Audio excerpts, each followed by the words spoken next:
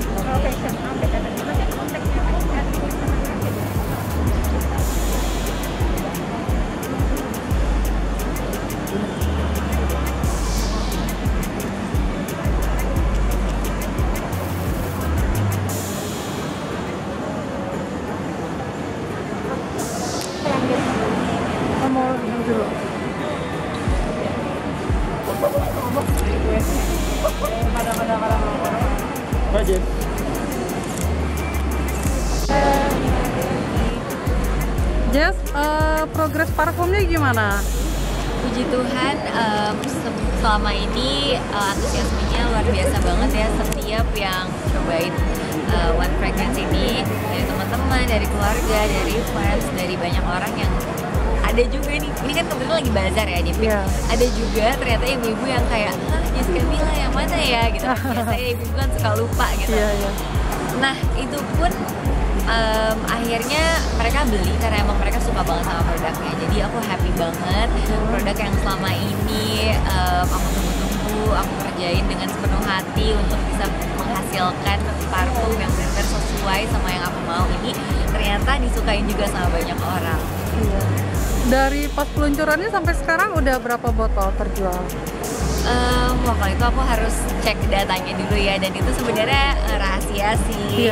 Cuman yang pasti sekarang itu produksinya memang terbatas ya, jadi memang kita pengen bikin ini eksklusif juga, dan udah banyak banget laku terjual, jadi jangan sampai kehabisan. Apalagi sekarang ini kita akhirnya bikin ikut di bazar yang di Peak Avenue ini, dan antusiasme luar biasa banget dari kemarin selama seminggu ini gitu, jadi jangan sampai kehabisan. Iya. Yang paling disenengin apa? Apanya tuh? Cuma hanya satu Cuma varian. satu varian untuk sekarang gitu. Iya. Jadi memang kita fokus ke satu varian ini dulu, dan ya hopefully kedepannya bisa ada varian yang lainnya gitu. Iya. Yes. Menurut aku ini aku banget, karena gini, aku tuh tipe orang yang selama ini kalau misalkan beli parfum beberapa, terus aku suka mix satu sama lain gitu. Jadi aku suka layering satu parfum dengan parfum yang lainnya supaya menciptakan wangi yang sesuai banget sama aku gitu. Jadi dari situ aku tuh mikir kayak, aduh pengen deh bikin parfum sendiri, gemes gitu, karena nggak ada satu yang kayak benar-benar aku banget gitu tuh nggak ada. Jadi harus bawa beberapa, kalau misalkan lagi liburan bawa beberapa kan ribet, belum lagi harganya pasti mahal-mahal juga gitu. Akhirnya emang dari situ aku kepikiran untuk bikin satu parfum yang sesuai sama aku gitu. Jadi kalau ditanya apakah ini personal banget, yes, ini sangat personal, dan menurut aku ini aku banget. Ada proses. Waktu itu sih kendalanya sebenarnya karena lagi pandemi.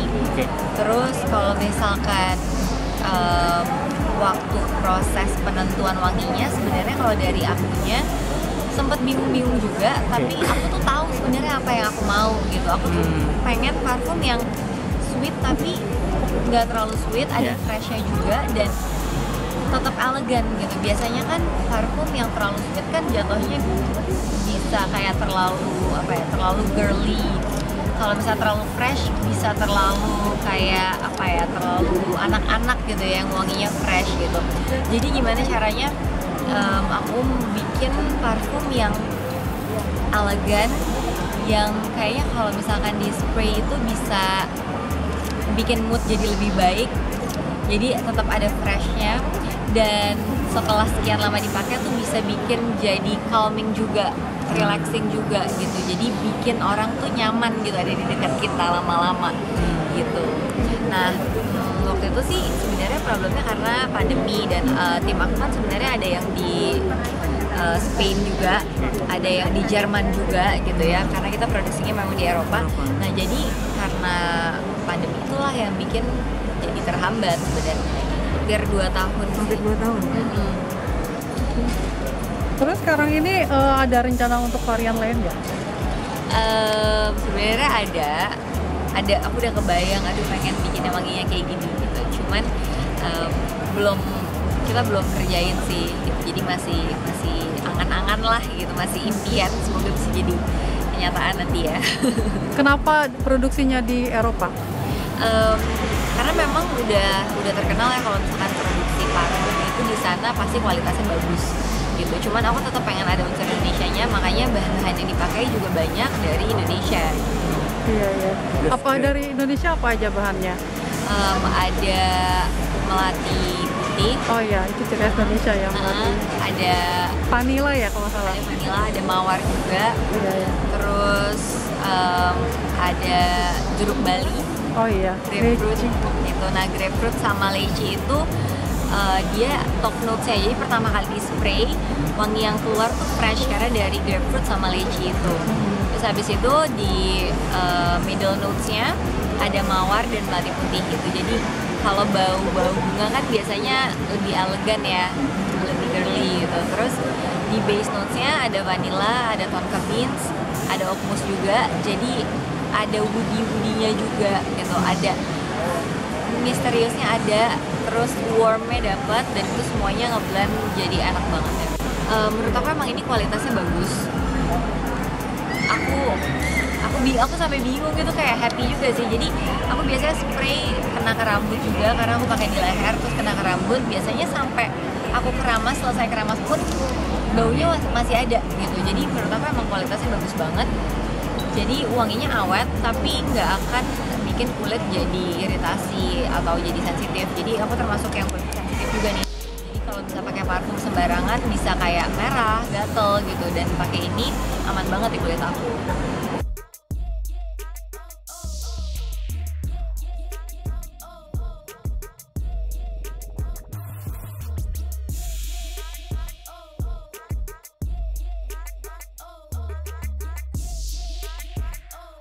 Lebih elegan juga ya, ada ring goldnya di sini gitu. Terus ini juga botolnya ini tuh nggak gampang pecah. Jadi ini kacanya tebel, bisa dilihat lah ya, misalnya yang kacanya gampang pecah sama nggak, ini tuh enggak. Terus di sini tuh ada sebenarnya kayak triangle ya di sini.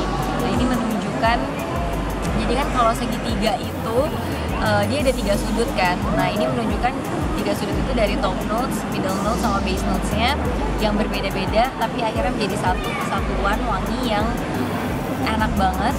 Dan sebenarnya yang mau aku angkat dari One Fragrance ini juga, aku pengen mengangkat tentang keberagaman. Jadi walaupun kita berbeda-beda, setiap orang punya karakter yang berbeda, tapi kita bisa menjadi satu, bisa mensupport satu sama lain. Dan ketika kita bisa menjadi satu, segalanya pasti akan jadi lebih indah.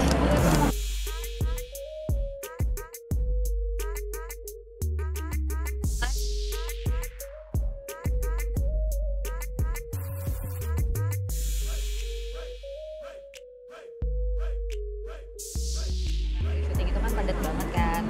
Nah untuk bisa ngelurusin tulangnya itu emang harus komit. Ada latihan-latihan yang harus aku lakuin hampir setiap hari. Terus selain terapi itu juga aku harus pakai brace sebenarnya. Nah sehari itu, sekarang aku lagi pakai sehari itu minimal 7-8 jam. Tapi nanti kedepannya harus naik terus. Jadi sampai maksimal tuh 22 jam. Jadi brace-nya itu kan lumayan nggak nyaman kalau dipakai. Plus pasti kalau misalkan aku pakai baju pasti kelihatan gitu bentuknya jadi beda lah, jadi aneh. Jadi aku nggak bisa syuting sambil pakai brace itu. Jadi memang sekarang aku menyediakan waktu untuk aku bisa fokus sama kesehatan aku dulu sih, sampai belum tahu mungkin kalau misalkan ya beberapa bulan udah bisa lepas brace-nya, nanti baru aku bisa lanjutin lagi gitu. Selain pakai brace. Kenapa? Terapinya macam-macam sih. Jadi ada olahraga khusus yang dilakuin untuk nguatin otot-otot yang lemah gitu. Jadi biasanya kalau tulangnya es itu di bagian bengkoknya itu pasti yang satu lemah, yang satu kuat. Makanya dia ngedorong tulangnya juga. Jadi aku harus latihan khusus untuk nguatin otot-otot spesifik lah yang ada di deket-deket tulang belakang aku itu gitu. Terus ada alat-alat juga yang dipakai selama terapi